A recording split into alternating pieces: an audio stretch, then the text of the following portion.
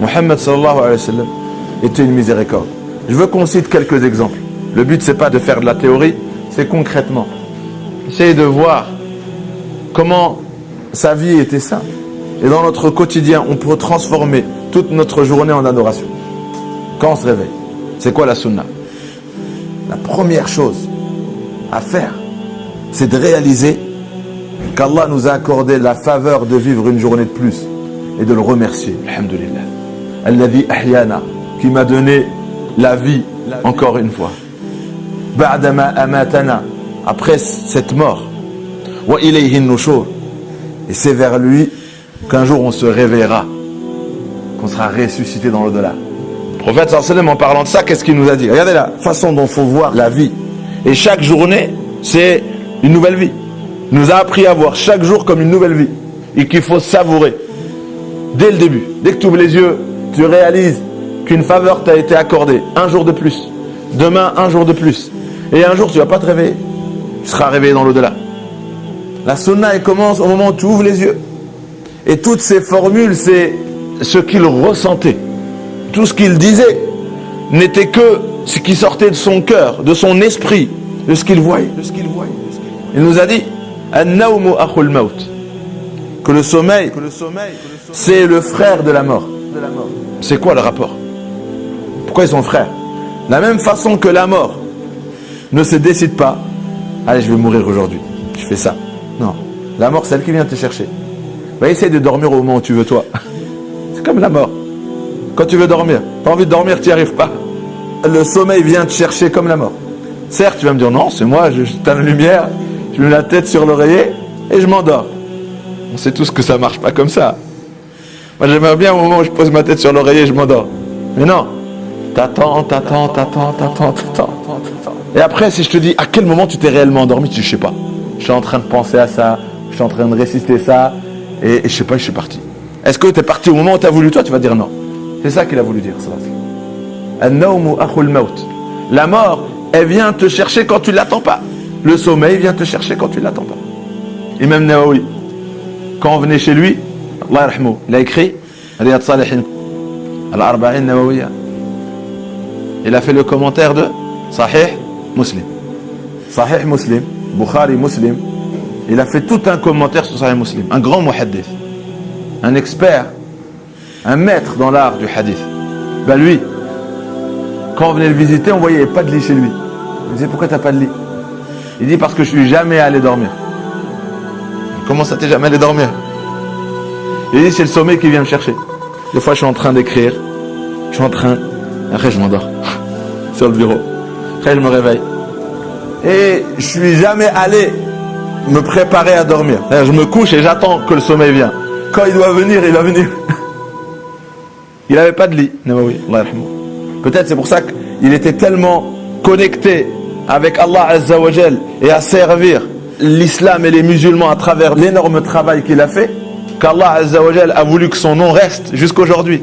Après des siècles, tout le monde chez lui a Al-Arba'in Nawawiya, tout le monde chez lui a Riyad Salihin, et tout le monde chez lui a, pas tout le monde, mais vous verrez jamais un savant qui n'a pas le commentaire de Sahih Muslim écrit par Nawawi, des références.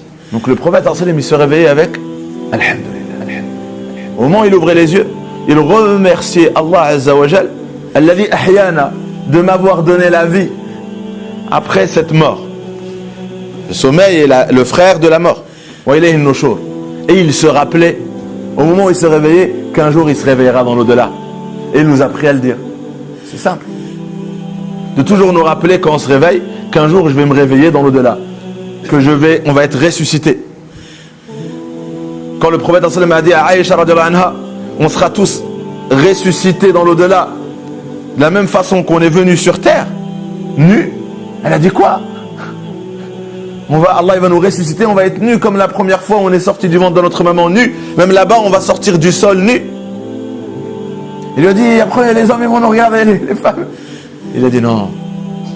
Quand tout le monde se réveillera dans l'au-delà et réalisera que c'est réel, on va perdre la tête. Ce ne sera même pas la regarder avec toi. On va perdre la tête. Comme des gens ivres, par la peur. Allah il dit ce jour-là, les injustes, c'est pas ils vont se mordre les ongles. C'est pas ils vont se mordre les doigts. Yadei, les bras. Regardez la métaphore. Si le stress il te fait mordre les ongles, et des fois tu peux imaginer, c'est impossible, on ne le fait pas avec les doigts, je sais pas si ça se fait. Allah il a dit, oubliez les doigts, oubliez la main. Vous vous mordrez les bras quand vous verrez l'au-delà. Qu'Allah nous préserve. Donc première chose c'était quoi? C'était Allah. Première chose quand on se réveille c'est quoi? Les ablutions, s'incliner et se prosterner devant Allah Azza wa Jal pour renouveler notre pacte avec lui. Iyyaka na'budu. Nous sommes tes serviteurs, tu es notre maître.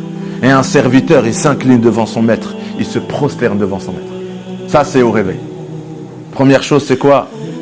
Je commence ma journée avec un dhikr, avec une dua, avec les ablutions, avec une prière. La sunna, toujours que le prophète se réveillait, il faisait les ablutions.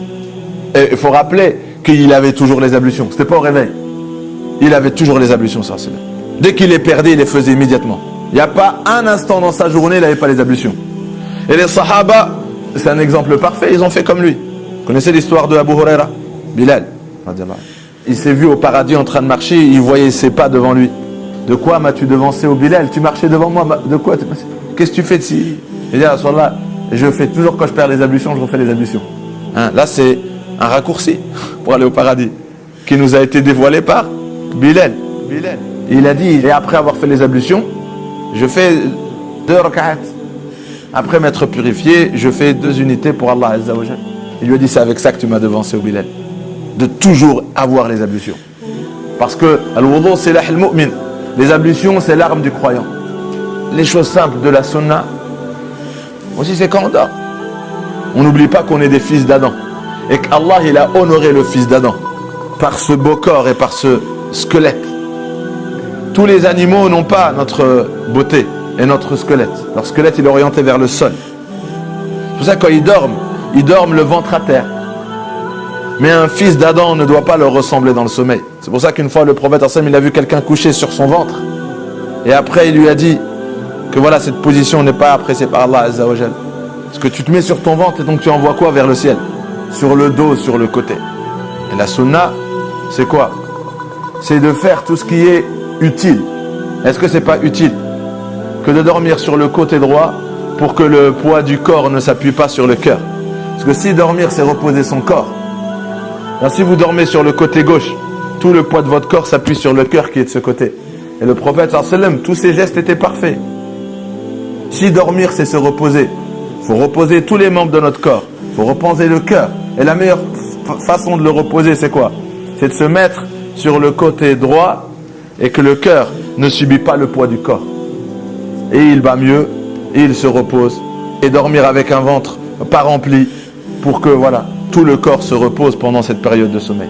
Et puisque c'est la fin de notre vie, le sommeil, c'est le frère de la mort, n'est-ce pas? C'est le frère de la mort. Comment voulez-vous mourir? Avec la ilaha illallah. Vous voulez mourir en train de parler avec Allah Azza wa Jal. Voilà pourquoi avant de mourir, avant de s'endormir, avant que la mort vienne nous chercher, avant que le sommeil vienne nous chercher, on doit être en train de faire dhikr, à lire le Coran. On doit être avec Dieu. Parce que tu seras ressuscité comme tu meurs. Si tu meurs à dire la ilaha illallah, tu seras ressuscité en train de dire la ilaha illallah. Si tu meurs à lire le Coran, tu seras ressuscité à lire le Coran. Et combien dorment et ne se réveillent pas? Et qui te garantit qu'un jour, ta mort sera de cette façon-là? Tu ne vas pas te réveiller de ton sommeil. Mais tu seras ressuscité comme tu t'es endormi. Imaginez, il y en a qui s'endorment sur le haram. Ou il y en a qui s'endorment ivres. Et il y en a qui s'endorment drogués. Et il y en a qui s'endorment avec je ne sais pas quoi comme péché.